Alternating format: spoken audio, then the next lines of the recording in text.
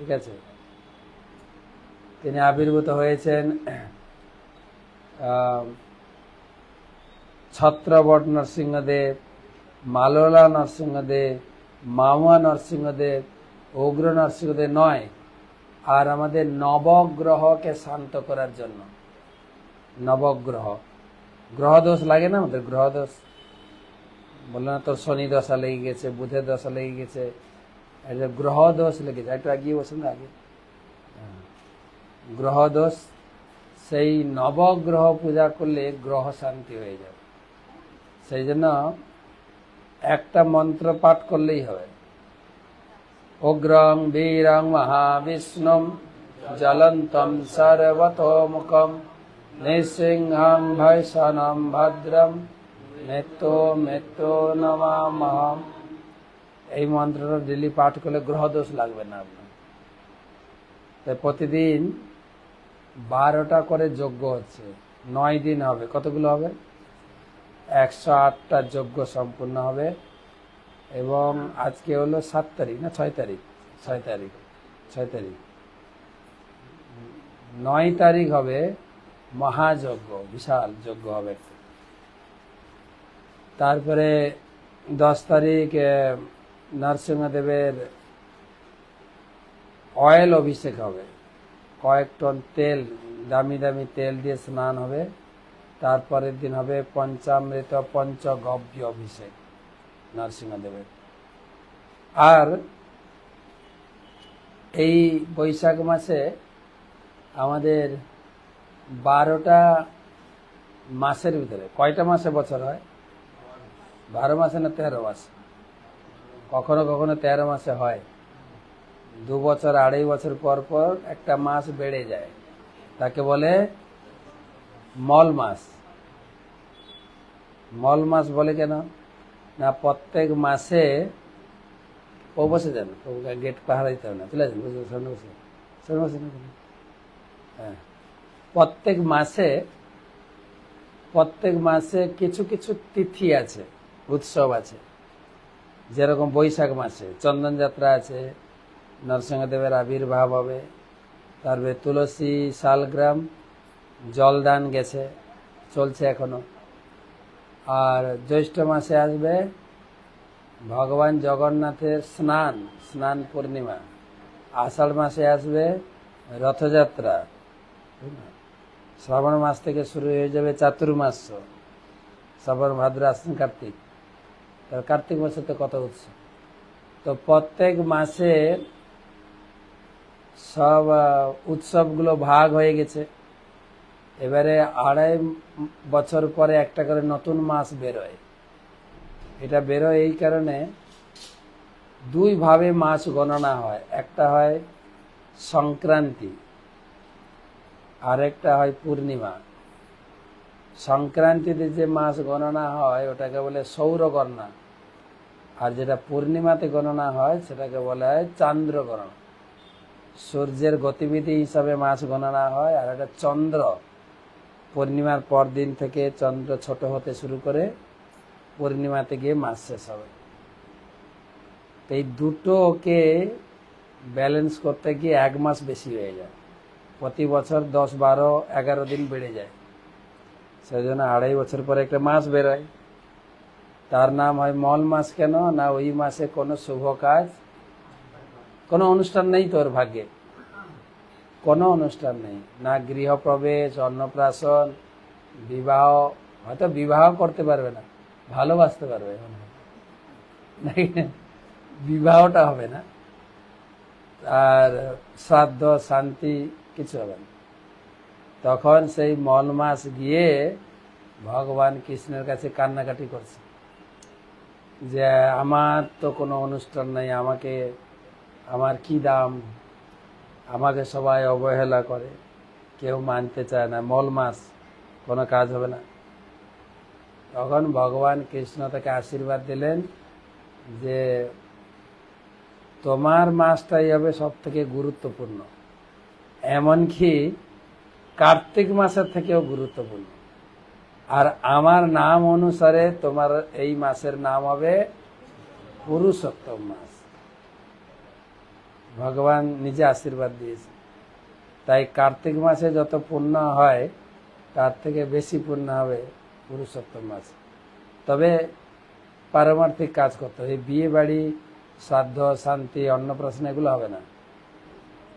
হবে আপনি বেশি করে হরিনাম জপ করবেন, ভগবানকে দীপ দেখাবেন কার্তিক মাসের মতোই। আর এই 12 মাসের ভিতরে 3 মাস শ্রেষ্ঠ, 3 মাস, বৈশাখ মাস, মাঘ মাস আর কার্তিক মাস, বা বৈশাখ, কার্তিক, মাঘ 3 মাস শ্রেষ্ঠ। বৈশাখ মাসে কি বলে, কার্তিক মাসে ভগবানকে দীপ দেখাবেন। বা আমরা গ্রামে থাকতাম, ঘরের উপরে জম বাতি দেওয়া হতো, সারা রাত বাতি জ্বলতো। আপনারা করেন? ঘরে একটা 0 বাল্ব লাগিয়ে দেবেন না, আপনার কোনো উপরে তো খরচা নাই, তো অসুবিধা কথা, পুরো কার্তিক মাস জ্বলবে। তারপরে এই বৈশাখ মাসে হচ্ছে স্নান আর জলদান, স্নান করবেন। স্নানের মাহাত্ম্য দেওয়া রয়েছে। আপনাদের পাশে গঙ্গা আছে না? এই পানি, এটা কোন দিকে? এদিকে না এদিকে? এই দিকে। এই পানি বলে, এই পানিহাটি। হ্যাঁ, এই তো পানিহাটিতে আমাদের ইস্কনের মন্দির আছে, আর মন্দিরের ভিতরেই ঘাট আছে, ঠিক আছে? বৈশাখ মাসে স্নান করে আসবেন। শাস্ত্রে বলা হয়েছে বৈশাখ মাসে যত তীর্থ আছে সব জলে এসে বাস করেন। আপনি সকালে যাবেন ব্রহ্ম মুহূর্তে, ব্রহ্ম মুহূর্ত মানে হচ্ছে সূর্য উঠার 1.5 ঘন্টা আগে পর্যন্ত। ধরুন সূর্য যদি 5টায় উঠে, আপনার 3:30 থেকে ব্রহ্ম মুহূর্ত শুরু হয়ে যায়, 4:30, 5টায় গিয়ে স্নান করবেন। পুকুরে, নদীতে তীর্থ প্রণাম করবেন। দেব দেব জগন্নাথ শঙ্খ চক্র গদাধর দেহি বিষ্ণু মামানুজ্ঞাম তব তীর্থ অবগাহনে। আমরা 1 মাস ছিলাম কুম্ভেতে, কুম্ভ মেলায়। প্রতিদিন একটা মন্ত্র বলে স্নান করতাম। আপনাদের স্নান করাবো? কুম্ভ গেছেন কেউ এখানে? কুম্ভ গেছেন? কুম্ভ যাননি, কিন্তু ইউটিউবে দেখেছেন না কত লোক স্নান করছে? দেখেছেন তো না দেখেন? আচ্ছা, চোখটা বন্ধ করে ওইখানে চলে যান। হ্যাঁ,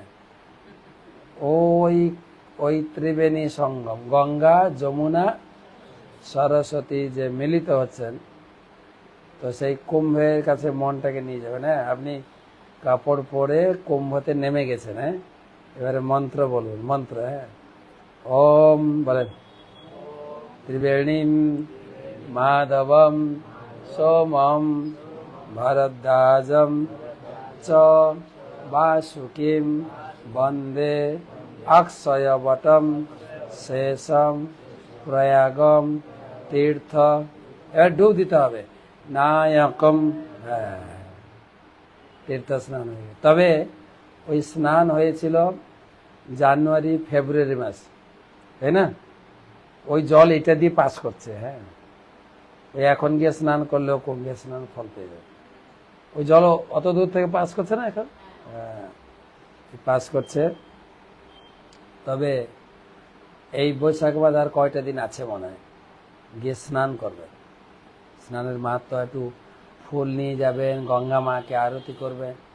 এই গঙ্গা এখন তো আমাদের পাশ দিয়ে যাচ্ছে, আমরা এতটা সম্মান প্রদর্শন করি কিনা, কিন্তু এই গঙ্গা এনেছেন অনেক কষ্ট করে। ভাগবতে বলা হয়েছে গঙ্গা নিয়ে এসছেন সগরমণি, সগর মহারাজ। তিনি তপস্যা করে এই গঙ্গা আনতে চেয়েছিলেন, কিন্তু আনতে পারেননি। তার কয়েক পিঢ়ি পরে এসেছে। সগর মহারাজের ভাগবতমের 5ম স্কন্ধে যেটা বর্ণনা, সগর মহারাজের 2 স্ত্রী ছিল। একজনের নাম হচ্ছে কেশিনী, আর একজনের নাম হচ্ছে সুমতি।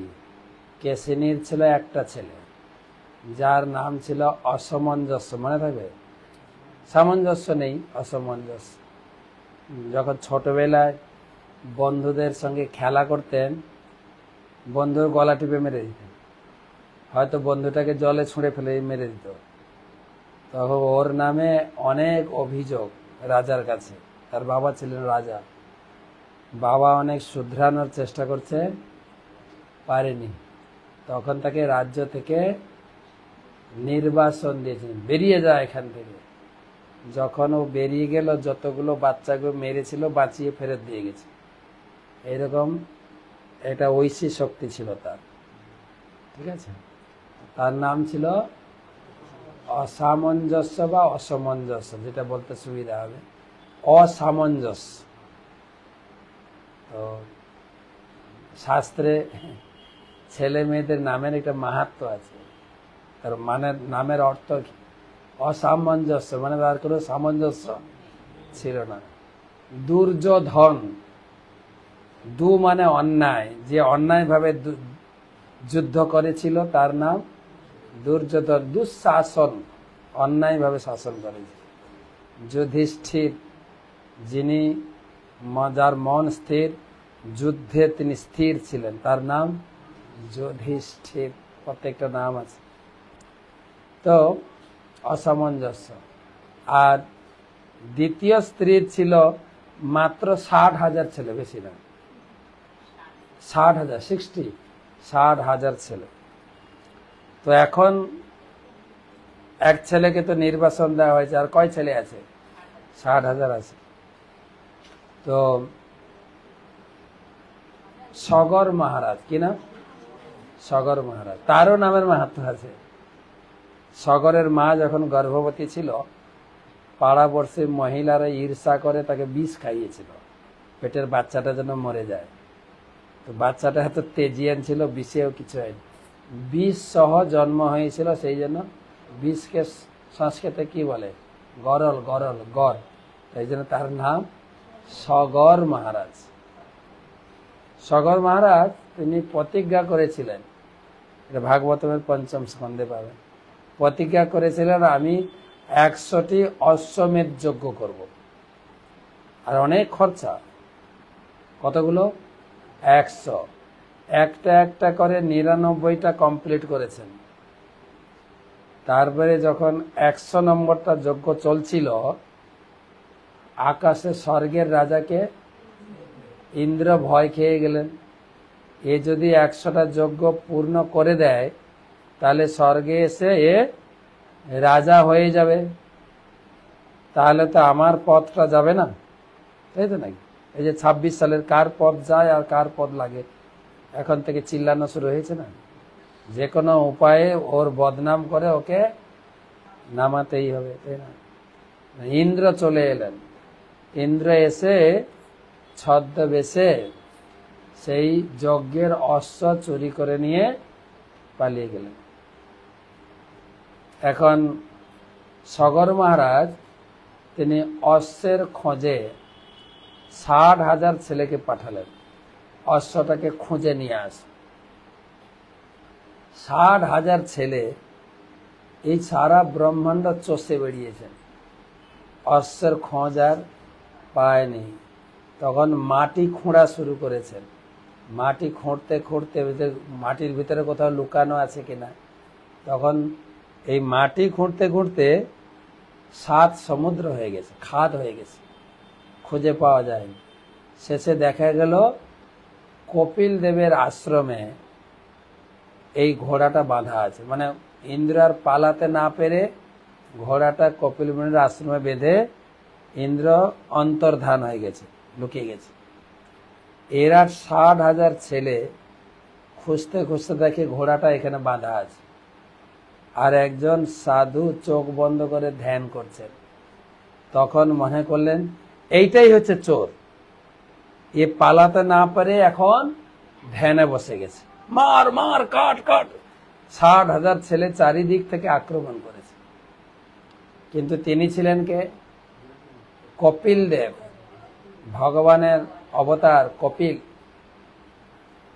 তো সবাই আক্রমণ করছে, তো তাই এই মহান ব্যক্তির চরণের অপরাধের ফলে সবাই নিজেরা নিজেদের দেহের আগুনে পুড়ে ছাই হয়ে। আমাদের দেহে আগুন আছে তো নাকি? আগুন আছে? আমাদের সতী আগুন লাগালেন না, কোত্থেকে? বাইরে থেকে আগুন লাগালো না, ভিতর থেকে আগুন। তো তখন 60,000 ছেলে পুড়ে ছাই। রাজা যখন খবর পেলেন তখন খুব দুঃখ প্রকাশ করলেন। এরকম ইন্দ্রের কাজ, যে এখানে ভালো করে তপস্যা করবে ইন্দ্র তার পিছনে লেগে যাবে, লাগে না? যে যত বড় বড় তপস্যা করেছেন সব স্বর্গ থেকে অপ্সরা পাঠিয়ে, মেয়ে ভাড়া করে পাঠিয়ে ধ্যান ভঙ্গ করেছে। বিশ্বামিত্র মুনি, বড় বড় লোকে। আমরা তো এত বড় ধ্যানী জ্ঞানী না, আমাদের আর স্বর্গের মেয়ে ভাড়া করতে লাগে না। এখানকার কোনো মেয়ে একটু সেজে গেছে, এসে সামনে দাঁড়ালে ধ্যান ভঙ্গ, ঠিক আছে? কিন্তু তখনকার দিনে ছিল। তখন ইন্দ্র তো লুকিয়ে গেছে। এবারে বাবা খুব চিন্তিত, যে যেখানে আছেন বসেন, হ্যাঁ বসেন, এদিকে আর আসবেন না কেউ, হ্যাঁ বসেন। আর পিছন দিকে বাড়তে থাকে, পারলেও দেওয়ালটা ভেঙে ওইদিকে বসে। আর কেউ সব এদিকে তাকাবেন, ওদিকে তাকাবেন না, এদিকে তাকাবেন, ঠিক আছে? আর 10 মিনিট বলবো, বেশি না, আমাদের খাওয়ার সময় হয়ে গেছে, তাই না? তো যেটা বলছিলাম, সগর মহারাজের 60,000 ছেলে ভস্মীভূত। রাজা খুব দুঃখ পেলেন এবং ওখানে গেলেন যেখানে ছেলেরা ভস্মীভূত হয়ে গেছে। সেখানে ভগবান কপিল দেবের কাছে প্রার্থনা করলেন। তখন কপিল দেব বললেন যে আপনার এই সন্তানরা উদ্ধার পাবে, একটাই উপায় আছে, স্বর্গ থেকে যদি গঙ্গাকে আনতে পারে। তখন সগর রাজা বাড়ি ফিরলেন, রাজ্যে ফিরলেন। তার একটাই ছেলে বেঁচে ছিল, ছেলে না কে? এখনই নামটা বললাম, অসামঞ্জস্য, সামঞ্জস্য না, অসামঞ্জস্য। ওকে ফিরিয়ে আনলেন, ওকে তো রাজ্য থেকে তাড়িয়ে দিয়েছিল, ওকে ফিরিয়ে আনলেন। তাকে রাজত্ব দিয়ে তিনি গেলেন তপস্যা করতে, গঙ্গার তপস্যা করতে। একদম এক পায়ে দাঁড়িয়ে হাত উঁচু করে তপস্যা। ওম গঙ্গায়, বলুন, ওম গঙ্গায় নমঃ, ওম গঙ্গায় নমঃ, ওম গঙ্গায় নমঃ, ওম গঙ্গায় নমঃ। শেষ লাস্ট জীবন পর্যন্ত তপস্যা করেছেন, গঙ্গা কিন্তু আসেননি। তার ছেলের নাম কি ছিল?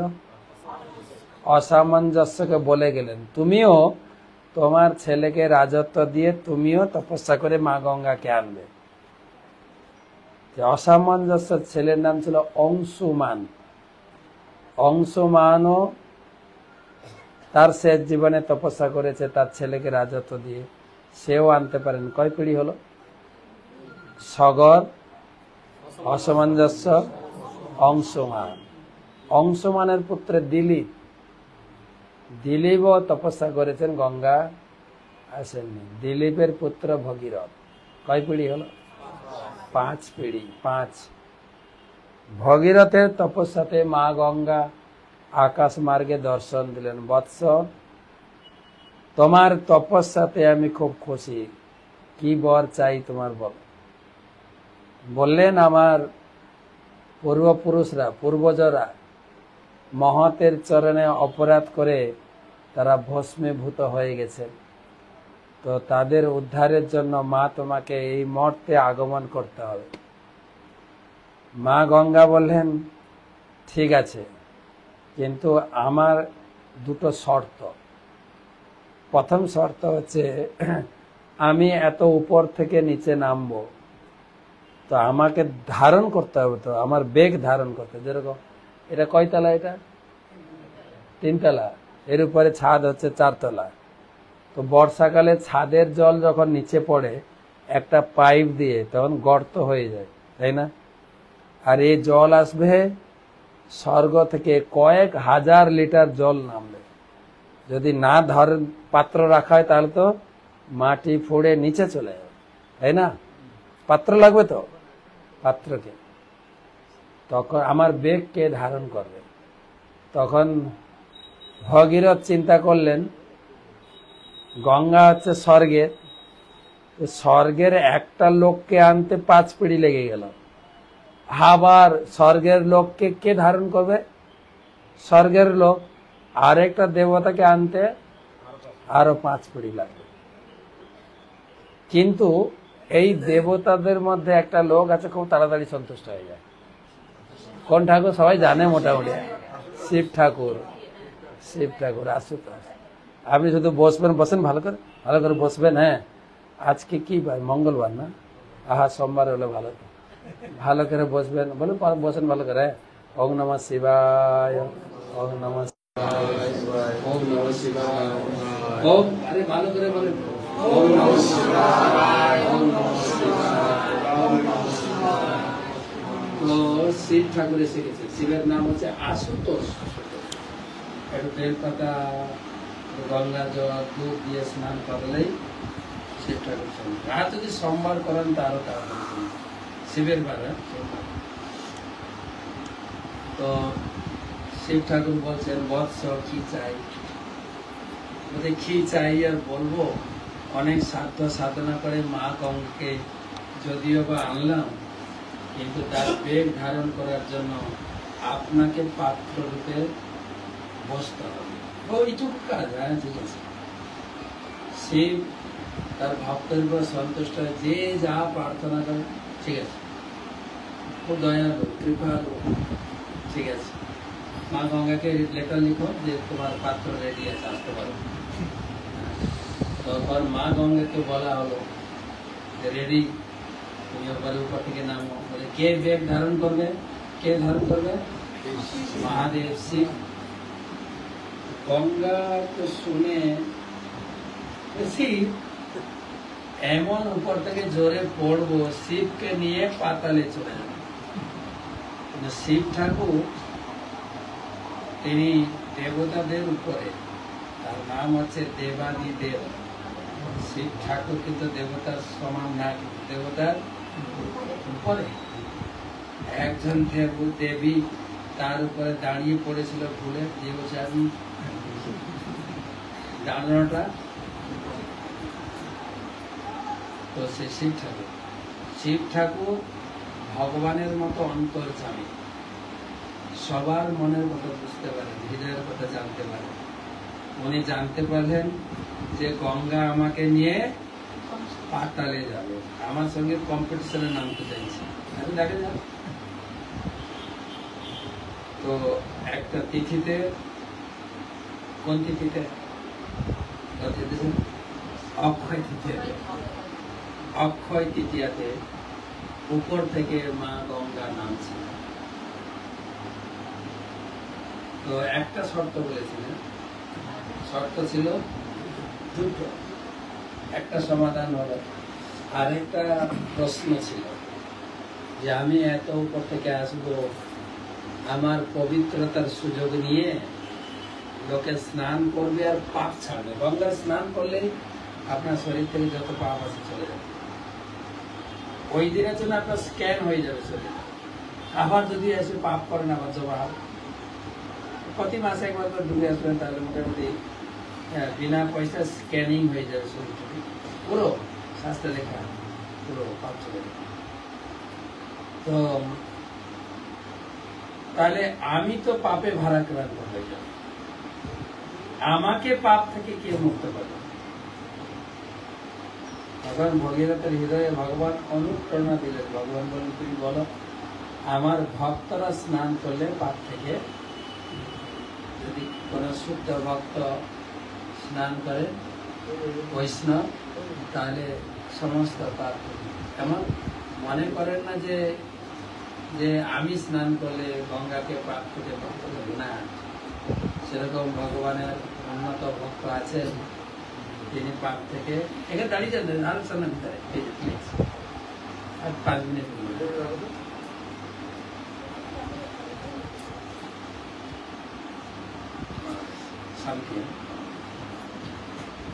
তো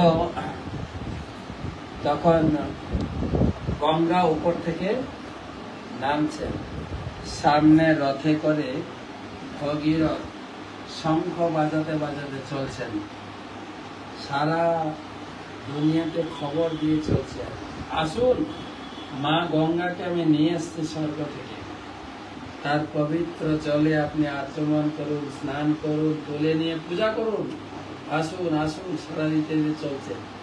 আর মা গঙ্গা পিছনে চলছে, ভগীরথের রথের পিছনে পিছনে চলছেন দেবী সুরেশ্বরী ভগবতী গঙ্গে ত্রিভুবন তারিণী তরল তরঙ্গে শঙ্কর মৌলি নিবাসিনী বিমলে মমমতিরাস্তাং তব পদ কমলে ভাগীরথী সুখ দায়িনী মাতা। এই গঙ্গার নাম হচ্ছে ভাগীরথী, যেহেতু ভগীরথ নিয়ে এসেছিল। ভাগীরথী সুখ দায়িনী মানে এই গঙ্গা জলে স্নান করলে আপনার জীবনে সুখ এসে যাবে। সুখ দায়িনী, মা গঙ্গা সুখ দান করার জন্য যাবে। তব জল মহিমা নিগমে খ্যাত, নিগমে মানে সারা ব্রহ্মাণ্ডে এই জলের মহিমা সবাই জানে। না হম জানে তব মহিমানম পুরাহি কৃপা মাময় জ্ঞানম। তো সেই গঙ্গা আসছে, গঙ্গা ওখান থেকে হিমালয় থেকে, আমরা অনেক গীতা করতে কেউ যাচ্ছে গঙ্গা যেখানে, কেউ যাচ্ছে গঙ্গা যেখানে উত্তীর্ণ হয়েছিল সেই জায়গা গঙ্গোত্রী, ওখানে নিচে যেখানে জল পড়ছে ওখানে শিব ঠাকুর বসে আছে। তো শিব ঠাকুর জটা বিস্তার করে বসেছে, মা গঙ্গা উপর থেকে নামছেন কয়েক হাজার গ্যালন জল উপর থেকে ত্রাম করে মাথায় পড়েছে। এত বড় জল রাশি করেছে শিব ঠাকুর। শিব ঠাকুর ধ্যানস্থ হয়ে বসেছিলেন জটা বিস্তার করে। তিনি লোকটা পাথরেই থাকে, কোথায় বাড়ি না কৈলাস কৈলাস পাথর। তো পাথরের এলাকায় থাকতে থাকতে শরীরটাও পাথর হয়ে গেছে। যদি এক বালতি জল পাথরের উপরে ঢালেন, পাথরের কিছু হবে না, আবার ওটাও কিছু উড়ে গেল।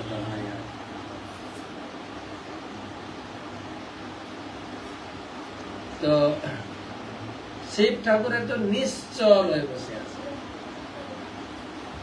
তো শিব ঠাকুর জটা বিস্তার করে বসে আছে, আর ওখানে জল নামছেন জল নামছেন জল নামছেন, আর জল বেরোতে জায়গা পাচ্ছে, ড্যামে আটকে গেছে। গঙ্গা ঘুরছেন শিবের মাথার উপরে, বেরোনোর রাস্তা নেই। শিব ঠাকুর গঙ্গাকে মাথায় ধারণ করেছিলেন, যেটা শিবের নাম, আর গঙ্গাধর। গঙ্গাধর, শিবের নাম গঙ্গাধর। এবারে গঙ্গা প্রতিযোগিতায় ফেল, গঙ্গা প্রতিযোগিতায় ফেল। তখন বলছেন, হে Mahadev Parvatipati, I am very sorry, তুমি আমাকে এখান থেকে বের করে দাও, আমি যাব মরতে। তখন শিব ঠাকুর এই যে হিটারের মতো গরম, আবার কেউ প্রার্থনা বলে কুলারের মতো, তর্ক টর্ক নেই। তুমি প্রতিযোগিতা করেছিলে, পারলে না কেন? যেই গঙ্গা বললেন যে সরি, তখন ওই জটা থেকে একটা চুল ছিঁড়েছে, ওই একটা চুলের ফুটো দিয়ে এই জল বেরোচ্ছে। হ্যাঁ, কত জল জমা আছে উপরে। আবার এটা হচ্ছে হাফ জল, হাফ জল তো বাংলাদেশে গেছে, জানেন তো। গঙ্গাও জানতেন যে পরবর্তীকালে এই বাংলাটা ভাগ হবে, পূর্ব বাংলা আর পশ্চিম বাংলা। সেই জন্য মালদার কাছে এসে চিন্তা করলেন, দুই ভাগ, এখন থেকে দুই ভাগ হয়ে যায়। তাই এক ভাগ চলে গেলেন বাংলাদেশে, আর এক ভাগ এইটা দিয়ে পের হচ্ছে। আর বাংলাদেশের লোক চিন্তা করে, আমরা যেটা বলবো ওটা সেটা মানবে না। আমরা যদি বলি আমাদের জাতীয় ফল আম, তারা বলে আমরা আম বলবো না, আমরা বলবো কাঁঠাল। আমরা বলবো আমাদের জাতীয় ফুল হচ্ছে লোটাস, পদ্ম, বলে আমরা না, আমরা শালুক, শাপলা। আমরা যেটা করবো ওরা উল্টো। তো সেই জন্য ওরা গঙ্গা নামটাও নেয়নি, ওদের নাম হয়ে গেল পদ্মা। আর আমাদের সেই গঙ্গা চলতে চলতে ভগীরথের পিছনে পিছনে আসছেন। নবদ্বীপের উপর দিয়ে যখন যাচ্ছিলেন, নবদ্বীপে ওখানে আটকে গেলেন। ভগীরথ সামনে চলছেন গাড়ি নিয়ে, কিন্তু পিছনে দেখে গঙ্গা নেই। গঙ্গা কোথায় গেল? তখন আবার গাড়ি রিভার্স করে ব্যাক করে গেল, দেখে গঙ্গা এক জায়গায় ব্রেক কষে দাঁড়িয়ে গেছে, নড়ছে না। বলছে মা গঙ্গা এখান থেকে তো এখনো প্রায় 200 কিলোমিটার তোমাকে যেতে হবে সেই সাগরে, এখানে থাকলে হবে না তো। এটা সত্যযুগের ঘটনা। তখন মা গঙ্গা বলছে তুমি একটু মাথা ঠান্ডা করে আমার কথাটা শুনো। এই নবদ্বীপ ধাম হচ্ছে আমার আরাধ্য দেবতা কৃষ্ণ ঠাকুরের নবদ্বীপ লীলার স্থান। আমি আমাদের কৃষ্ণ ঠাকুর তিনি চৈতন্য রূপে কলিযুগে এখানে আবির্ভূত হন, আর তার আবির্ভাব তিথি হচ্ছে ফাল্গুন পূর্ণিমা, আর এখন চলছে মাঘ মাস। ওঠা শুরু হয়ে গেল, সবাই শেষ করে দিই। তো আমাদের এখন চলছে মাঘ মাস, আর প্রভুর আবির্ভাব তিথি ফাল্গুন মাস। তো 1 মাস আমাকে একটু থাকতে দাও, প্রভুর জন্মতিথিটা পালন করে আমি এখান থেকে যাব। আমরা তো জানি চৈতন্য আবির্ভূত হয়েছিলেন নবদ্বীপ, কবি বিখ্যাত না? এই ধাম যুগ যুগ ধরে আছে। গঙ্গা দেবী গৌর পূর্ণিমা উৎসব করেছেন 70। কতদিন ছিলেন জানেন? মাঘ মাসে এসেছিলেন, আর উৎসব ছিল ফাল্গুন মাসে। কতদিন হলো? 1 মাস ওখানে ছিল, হয়তো হোটেল ভাড়া করে বা ঘর ভাড়া করেছিল। ওই গ্রামের নাম হয়ে গেছে গঙ্গানগর। আপনারা পঞ্চকর্ষী পরিক্রমা করতে গেলে পাবেন গঙ্গানগর গ্রামে, গঙ্গা ছিলেন। আর সেই জন্য মায়াপুরে গৌর পূর্ণিমা 1 মাসের উৎসব। শুধু আমরা ঘর পাইনি, তাই না? গৌর পূর্ণিমা তো ঘর নেই, তাহলে ভক্ত হয়ে কি লাভ? কিন্তু বাইরের লোক ঘর পায়, আপনারা পান না কেন? তাদের একটা পরিকল্পনা থাকে, আগে থেকে পরিকল্পনা করে ঘর টর বুকিং, বিমান বুকিং, ফ্লাইট বুকিং করে আসে। আর আমাদের তো রাত্রে ইচ্ছা হলো কি রে, কালকে তোর স্কুল না গেলে হবে না, যাই না গৌর পূর্ণিমা দেখে আসে। মনে চিন্তা হলো, উঠলো বাইক, তো চলো চলো, ঘর পাবেন কোথায়? 1 মাস যারা গৌর পূর্ণিমা উৎসবে থাকে তাদের জন্য আগে ঘর দিয়ে, যা ঘর বাঁচে বাকি 15 দিন যারা থাকবে তাদের জন্য, আর বাকিটা ছেড়ে দেওয়া, আর ঘর থাকেই 1 মাস। তারপরে গৌর পূর্ণিমা উৎসব করে মা গঙ্গা আবার সিগন্যাল দিলেন, চলো এবারে আমার উৎসব হয়ে গেছে, চলো। চলতে চলতে অল্প একটু গেছেন, ওখানে ছিল জৈনমুনির আশ্রম, বসে বাবাজি ধ্যান করছেন। গঙ্গার এত বড় স্রোত, বাবাজির কুটির কোষা কুশি জৈনমুনিকে ভাসিয়ে নিয়ে একদম তোড়ে যাচ্ছে। জৈনমুনি ধ্যান ভেঙে দেখি কোথায় আমি জলে কোথা থেকে এলাম? এই জল তো গঙ্গা জল। গঙ্গা জলের স্পর্শ আলাদা, অন্যান্য জল গঙ্গা জলের কালার আলাদা, স্পর্শ আলাদা, সুগন্ধ আলাদা, কিন্তু গঙ্গা স্বর্গের ভগবতী গঙ্গা। ইচ্ছা হলে একটু খাই না, কেমন খাই? পুরো এরকম অঞ্জলি করেছে, অঞ্জলি দিয়ে একটা টান দিয়েছে, পুরো গঙ্গা জল পান করেছে। আর গঙ্গা নেই, পুরো গঙ্গা পেটের ভিতরে। এবারে সামনে ভগীরথ যাচ্ছিলেন, পিছন থেকে গঙ্গা দেখেন। গঙ্গাকে আনতে কত বিপদ, কয় পিড়ি লাগলো? 5 পিড়ি, তা আবার কত আপদ বিপদ। এই গঙ্গা এত সাধনা করে আনা হয়েছে। তারপরে বেচারা আবার গাড়ি ফিরিয়ে খুঁজছে গঙ্গা গেল কোথায়। বুঝতে পারলেন এই সাধুটা খেয়েছে। আবার রথ থেকে নেমে সাধুর চরণে পড়ে পড়া প্রার্থনা, প্লিজ। আর এদিকে মা গঙ্গাও সাধুর পেটে গোড়গড় করে ঘুরছে, আমাকে প্লিজ, আমাকে উদ্ধার করো।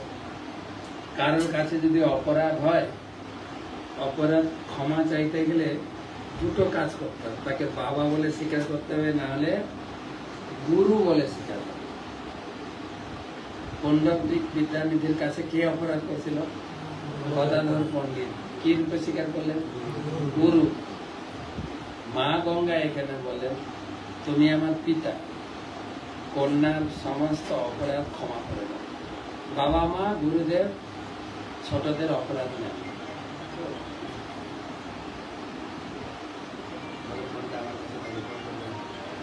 তো সেই গঙ্গা মা মায়ের কি বলে জন্মমনের পেটে, প্লিজ আমাকে ক্ষমা করে দিন, আমি আপনাকে পিতা বলে স্বীকার করছি। তাই গঙ্গার পিতা আছে জন্মমনি। এই গঙ্গার আরেক নাম জাহ্নবী। এই গঙ্গা, তো এই গঙ্গা ধীরে ধীরে সমুদ্রে গিয়ে মিলিত হবে।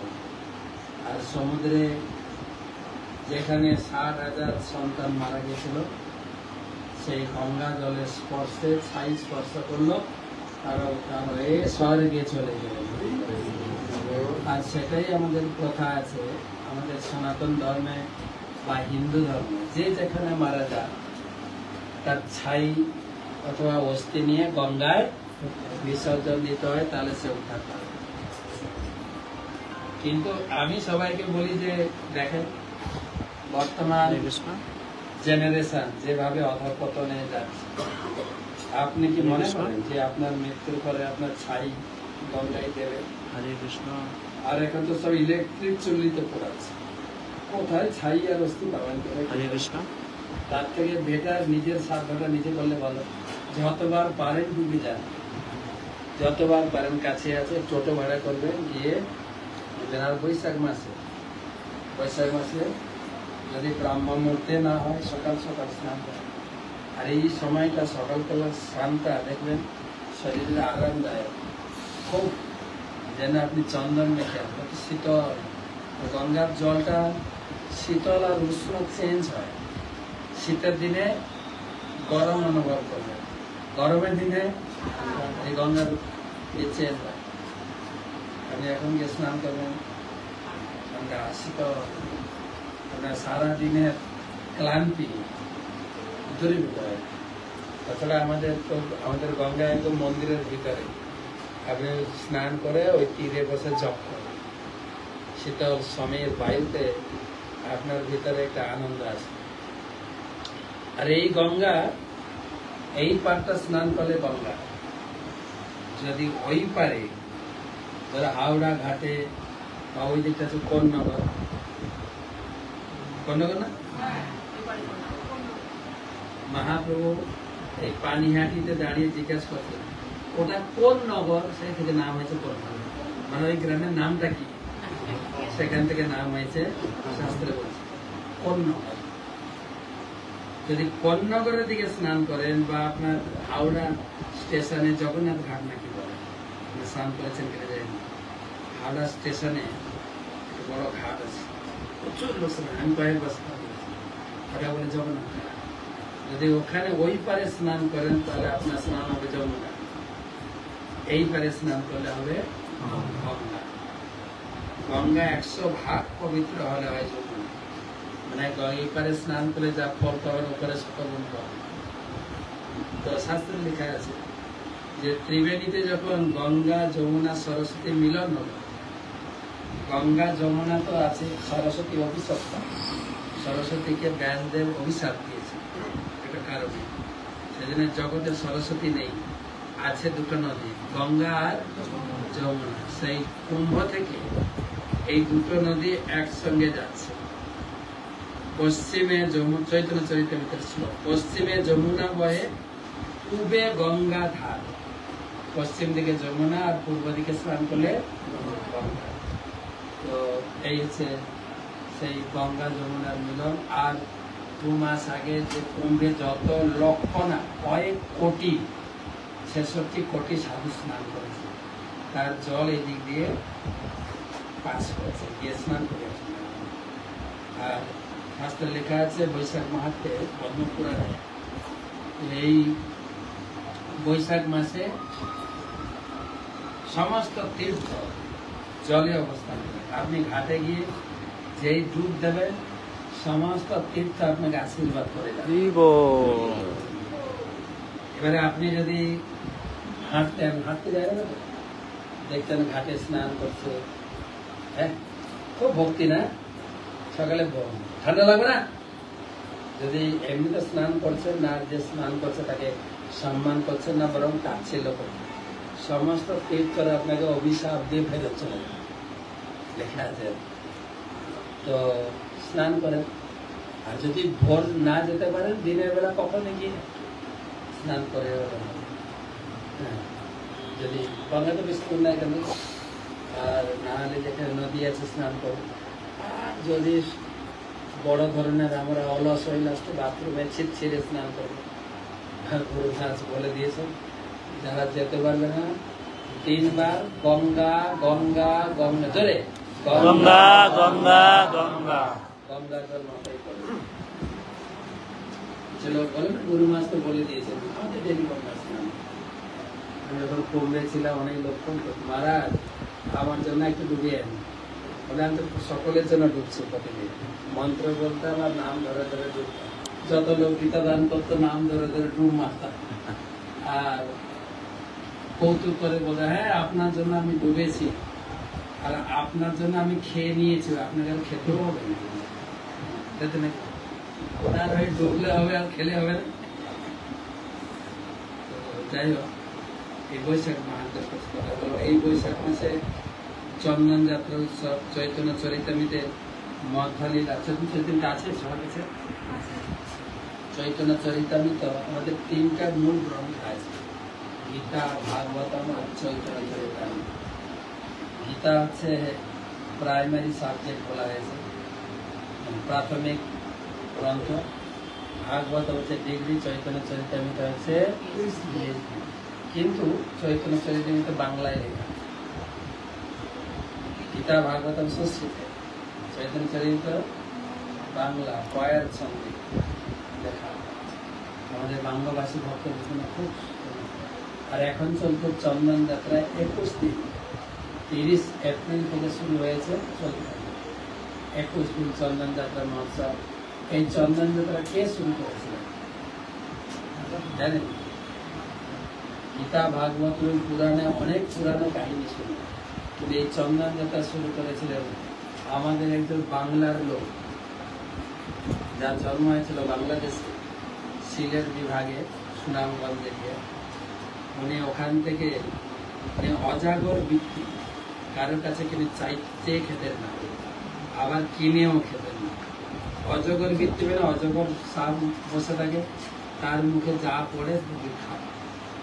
একদিন বৃন্দাবন পরিক্রমা করে ওখান থেকে সিলেট থেকে পায়ে হেঁটে হেঁটে গেছেন।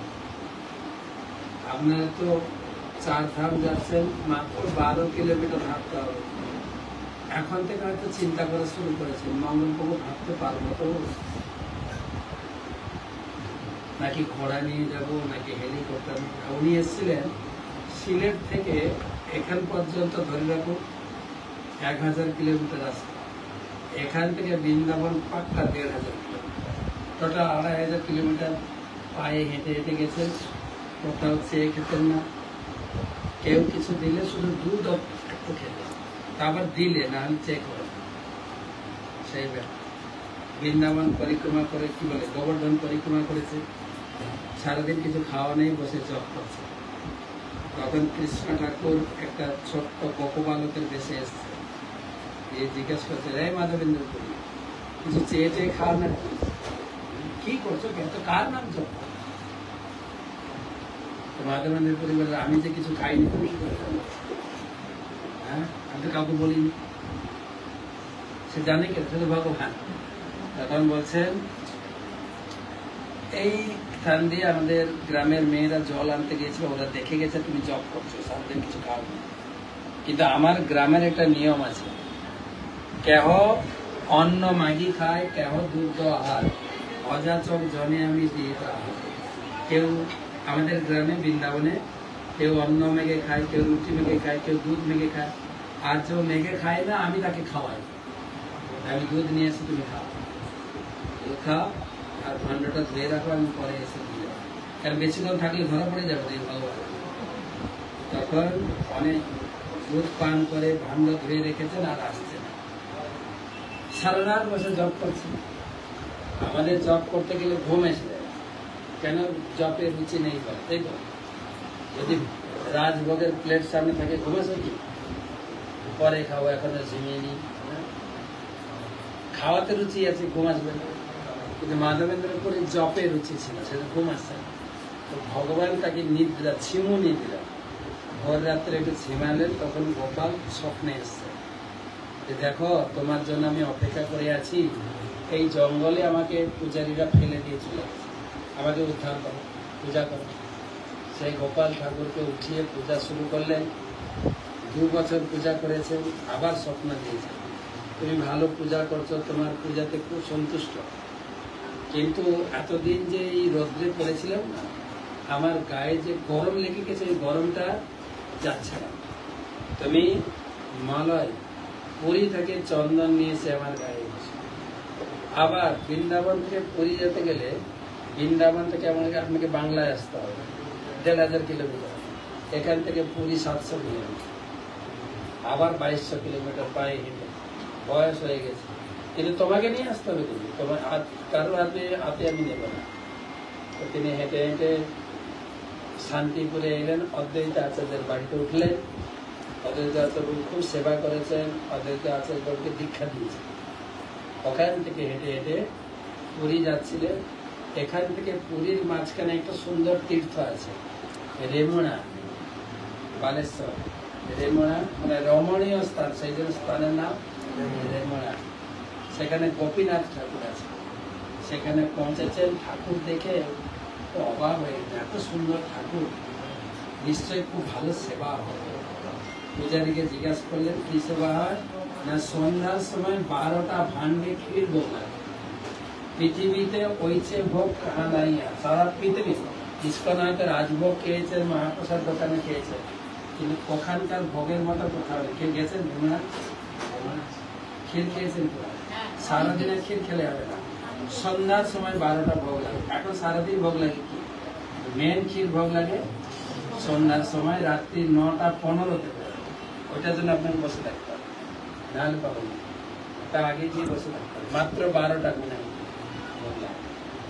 তো সেই ভোগ তো মাধবেন্দ্রপুরী ইচ্ছা হয়েছিল, কিন্তু তিনি তো চেয়েও খাবেন না আর কিনেও খাবেন না।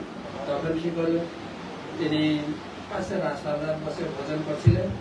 তখন রাত্রে পূজারীকে ঠাকুর স্বপ্ন দিলেন, বলছে তুমি ঘুম থেকে উঠো, আমার এক ভক্ত মাধবেন্দ্র পুরীর জন্য আমি একটা ক্ষীর ভাড়া চুরি করে আমার আঁচলে তোলা রেখেছি, ওইটা নিয়ে ওকে দাও। তার নাম, ঠাকুরের নাম ছিল গোপীনাথ।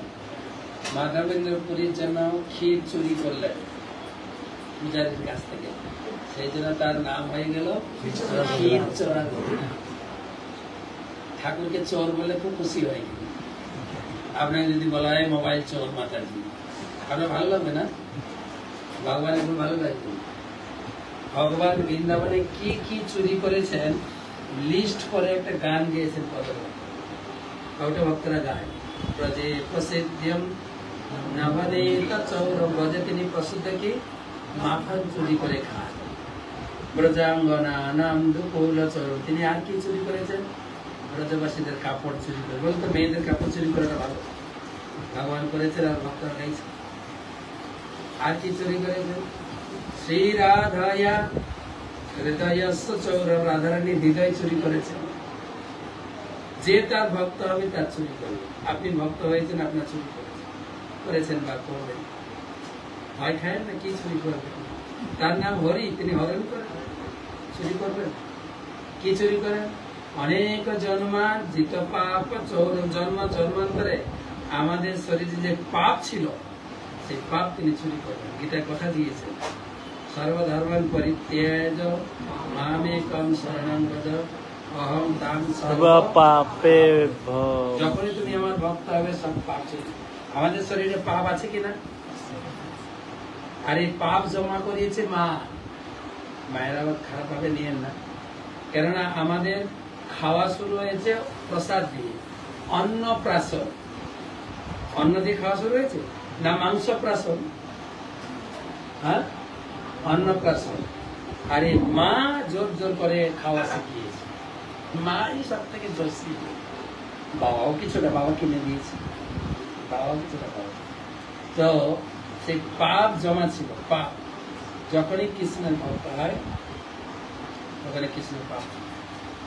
সেই ক্ষীর চুরি করলেন, দিয়ে মাধবেন্দ্রপুরী খাওয়ালেন। মাধবেন্দ্রপুরী ওখান থেকে গিয়ে পুরী থেকে চন্দন নিয়ে এলেন। চন্দন নিয়ে এসে তিনি আবার ওইটা দিয়ে ফেরত আসতে হবে। সেই রেমুনা পৌঁছালেন। রেমুনাতে সবাই খবর এই সেই লোকটা এসে যার জন্য ভগবান ক্ষীর চুরি করেছে। তো ওখানে রাত্রে ছিলেন। রাত্রে ঠাকুর আরেকবার স্বপ্ন হলো। কবার স্বপ্ন হলো? 3 বার। প্রথমে উদ্ধার করতে বলেছেন, দ্বিতীয়বার আমার জন্য চন্দন নিয়ে আসো। তৃতীয়বার কি বলছেন? যে চন্দন 2 মণ চন্দন ছিল, বেশি 2 মণ চন্দন, 20 তলা কর্পূর।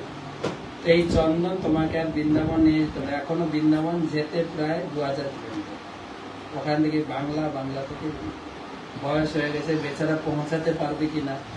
ঠাকুর বললেন তুমি চন্দন ঘষে এই গোপীনাথের গায়ে লাগাও, তাহলে আমি ওখানে পেয়ে যাবো।